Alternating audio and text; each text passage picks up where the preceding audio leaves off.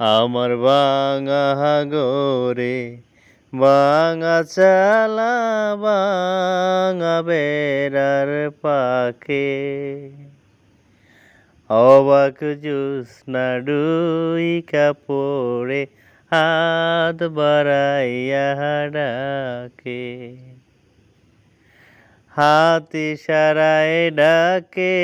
তবু মুখে বলে না হাত ইশারায় ডাকে তবু মুখে বলে না আমার কাছে আইলে বন্ধু আমায় পাইবা না